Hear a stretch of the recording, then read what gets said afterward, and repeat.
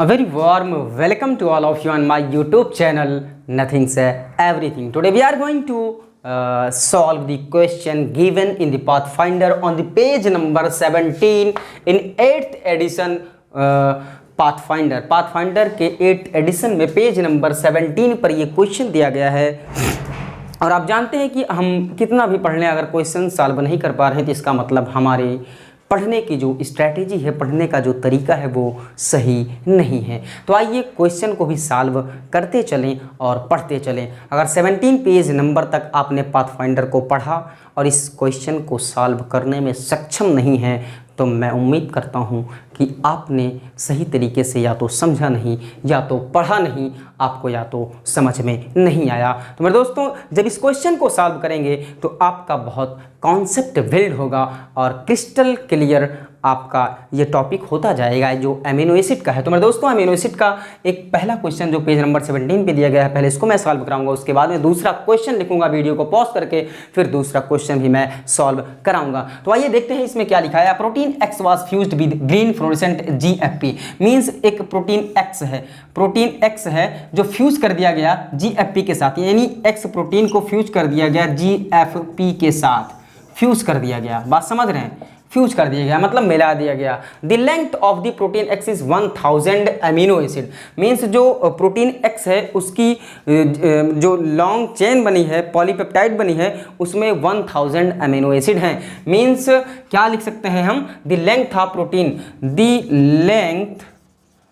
Length of protein X is equal to 1000 amino acid. 1000 amino acid की long chain है protein X. अब देखो, and molecular mass of GFP is 27 kilo dalton, और molecular को MR से show करते हैं, शॉर्ट टर्म है। Molecular mass of GFP is equal to 27 KDA means kilo dalton. यहां पे पूछ रहा है what is the total approximate molecular mass of the fusion protein in Dalton, यानी जब एक्स प्रोटीन को GFP के साथ फ्यूज कर दिया जाएगा तो इसका अप्रोक्सीमेट मॉलिक्यूलर मास कितना होगा। अब हमारे पास क्या है, जो प्रोटीन एक्स है 1000 अमीनो एसिड से बना है, यानी 1000 अमीनो एसिड पेप्टाइड बॉन्ड के थ्रू एक दूसरे से जुड़े हुए हैं, और मॉलिक्यूलर मास ऑफ GFP दिया गया है 27 किलो डाल्टन। इसको लेकिन पूछ रहा है डेल्टॉन में, तो इसको डेल्टॉन में बदलने के लिए हमको 1000 से मल्टीप्लाई करना पड़ेगा। तो molecular mass of GFP in dalton लिख देंगे। In dalton is equal to 27 into 1000, then ये हो जाएगा 27000। इतना समझ में आया? यानी अभी तक ये किलो डेल्टॉन में था, अब ये हो जाएगा डेल्टॉन में।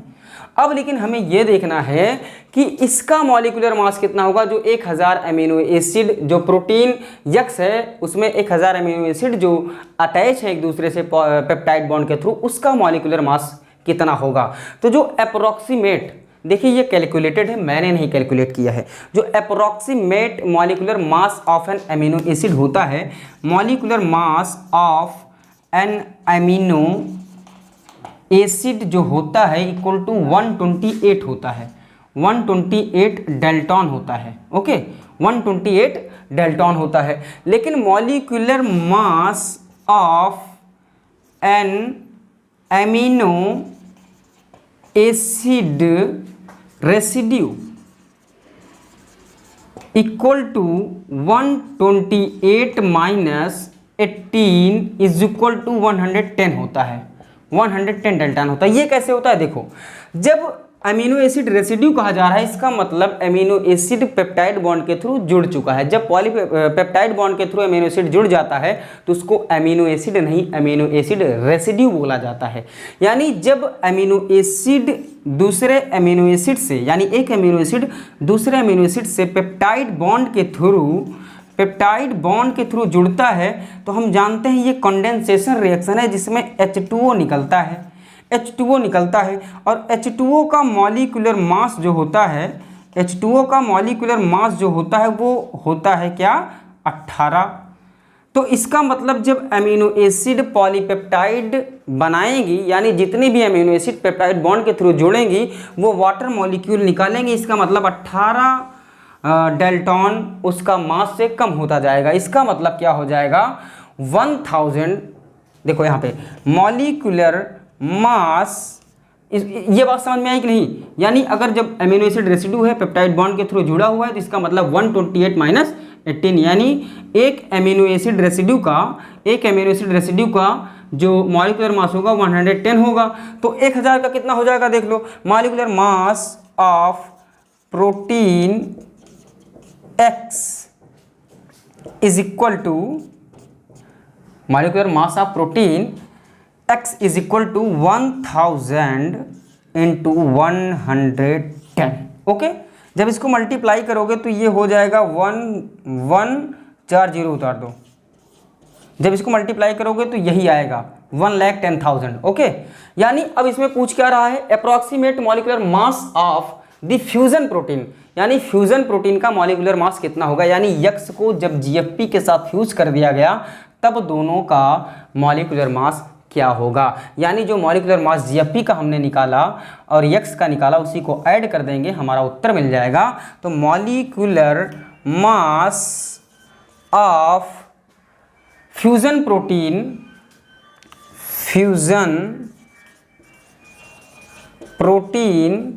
Is equal to molecular mass of protein X and molecular mass of GFP in dalton. तो जब डेल्टॉन में हमने कन्वर्ट किया था तो ये 27,000 आया था, 27,000 और ये 1,10,000। ओके, इतना समझ में आया। अब जब इसको ऐड करेंगे तो हो जाएगा 0 0 0 0 0 0 0 7 एंड 2 1 3 1,37,000 डेल्टॉन। समझ में आई बात। यानी 1,37,000 डेल्टॉन इसका क्या होगा, मॉलिक्यूलर मास होगा जब हम X को जेपी के साथ फ्यूज कर देंगे। आइए अब दूसरे क्वेश्चन की तरफ चलते हैं। Don't distract yourself, only concentrate on this video. Let's wait just for a minute. हाँ, तो हाजिर हूं लेकर के दूसरा question. If one arginine has the molecular mass of 174 dalton, then what will be the molecular mass in dalton of a circular polymer of 38 arginine. Means यहाँ पे molecular mass of one arginine दिया गया है 174 Dalton. अभी हमने पढ़ा था approximate, जो पहले क्वेश्चन में अप्रॉक्सीमेट जो मॉलिक्यूलर मास अमीनो एसिड का होता है 128 होता है। बात समझ में आई। यानी एक अमीनो एसिड का अप्रॉक्सीमेट मॉलिक्यूलर मास 128 डेल्टॉन होता है। और जब वो अमीनो एसिड रेसिड्यू हो जाता है, यानी जब एक अमीनो एसिड दूसरे अमीनो एसिड से पेप्टाइड बॉन्ड के थ्रू जुड़ जाते हैं, तो पेप्टाइड बॉन्ड तभी बनेगा जब वाटर मॉलिक्यूल रिमूव होगा। यानी जितने पेप्टाइड बॉन्ड बनेंगे उतने ही वाटर मॉलिक्यूल रिमूव होंगे। तो अभी मैंने पूरा कॉन्सेप्ट बताया था। तो 18 मॉलिक्यूलर मास होता है वाटर मॉलिक्यूल का, एक वाटर मॉलिक्यूल का। तो एक अमीनो एसिड का वेट कितना हो जाएगा, 128 माइनस 18 इक्वल टू 110 हो जाएगा एक अमीनो एसिड का। लेकिन यहाँ पे शर्त रख दिया है 174 डेल्टॉन है, यानी एक आर्जिनिन का जो वेट है मॉलिक्यूलर मास है वो 174 डेल्टॉन आपको मानना पड़ेगा। ये 128 110 भूल जाओ, यानी 174 मानना पड़ेगा। इसीलिए मैं इस क्वेश्चन को सॉल्व करवा रहा हूँ। अभी इसमें एक कॉन्सेप्ट और है सर्कुलर वाला, इसलिए मैं और सॉल्व करवा रहा हूँ, वरना ये कॉन्सेप्ट क्लियर नहीं होगा तो दिक्कत हो जाएगी। कहीं क्वेश्चन में आता भी रहेगा लेकिन सॉल्व नहीं कर पाओगे। Molecular mass in Dalton if a circular polymer of 38 arginine of a circular molecular of 38 arginine. Means polymer है, मॉलिक्यूलर मैंने पढ़ दिया। तो 38 आर्जिनिन का मॉलिक्यूलर मास कितना होगा। तो मॉलिक्यूलर मास ऑफ 1 आर्जिनिन इतना है।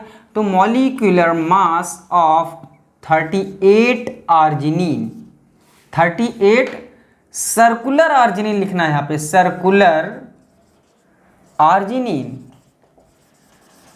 सर्कुलर कहने के बाद क्या इसमें ख़ास हो जाता है, जैसे देखिए कि अगर एक सिंपल चेन बना रही है अमीनो एसिड पेप्टाइड बॉन्ड के थ्रू, मतलब लीनियरली अटैच हो रहे हैं एक अमीनो एसिड दूसरे अमीनो एसिड से, तीसरे चौथे पांचवें, मतलब चाहे जितने अमीनो एसिड से जुड़ रहे हैं बस सीधी चेन बना रहे हैं। इसका मतलब जब दो अमीनो एसिड आपस में जुड़ेंगे तो एक पेप्टाइड बॉन्ड, तीन जुड़ेंगे तो दो पेप्टाइड बॉन्ड, जब चार जुड़ जाएंगे तो तीन पेप्टाइड बॉन्ड, पांच जुड़ेंगे तो चार पेप्टाइड बॉन्ड, यानी जितने अमीनो एसिड जब लीनियरली अटैच होंगे, 10 होगा तो 9 पेप्टाइड बॉन्ड बनेगा, 15 होगा तो 14 पेप्टाइड बॉन्ड बनेगा। ये कॉन्सेप्ट क्लियर हो गया। लेकिन जैसे अभी 4 अमीनो एसिड कह दिया जाए, 4 amino acids circular amino acid कह दिया जाए तो ये सर्कुलरली अटैच्ड होंगे, ऐसे 2 3 4।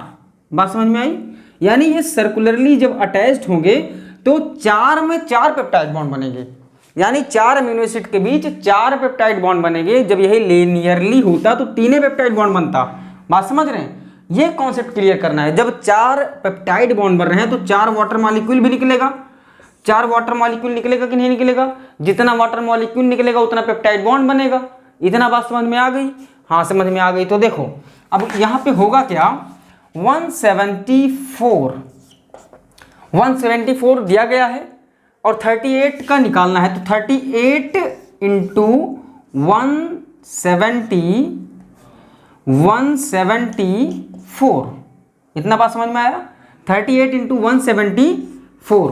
और जब सर्कुलरली अटैच्ड हैं, सर्कुलर फॉर्म में अरेंज्ड हैं अमीनो एसिड जो अर्जिनिन है, तो 38 इंटू 18, यानी अगर 38 एमिनो एसिड यानी आर्जिनिन सर्कुलरली अटैच्ड है तो 38 पेप्टाइड बॉन्ड भी बनेगा। और जब 38 पेप्टाइड बॉन्ड तभी बनेगा जब 38 वाटर मॉलिक्यूल निकलेंगे तो 38 पेप्टाइड बॉन्ड बनेंगे। और 18 होता है मॉलिक्यूलर मास एक वाटर मॉलिक्यूल का।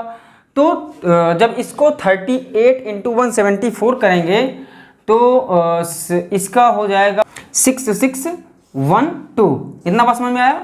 और ये यहाँ पे माइनस रहेगा, माइनस 38 इंटू 18 हो जाएगा 684। अब इसको माइनस कर लेते हैं, 12 में 4 गए 8, यहाँ पे 0 बचा, मतलब 1 हासिल जाएगा तो 10 हो जाएगा, 10 में 8 गए 2 और 5 बचा, तो 15 में 6 गए 9, यहाँ पे बचा 5। 5928 डेल्टन इसका आंसर हो जाएगा।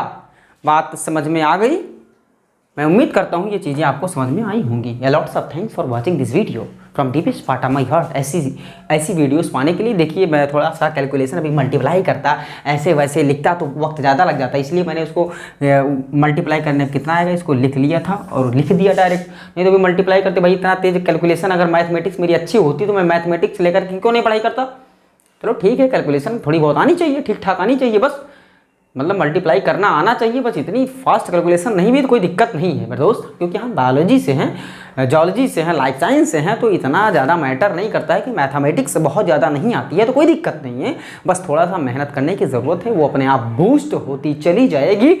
और मैं आपसे उम्मीद करता हूँ ऐसी वीडियोस पाने के लिए आप हमारे चैनल को सब्सक्राइब करेंगे, लाइक करेंगे, कमेंट करेंगे, जिसकी वजह से, जिसकी बुनियाद पर हमें अंदर से मोटिवेशन मिलेगा और मैं आपके लिए और मेहनत करता रहूँगा। Again thanks from deepest part of my heart. जय हिंद।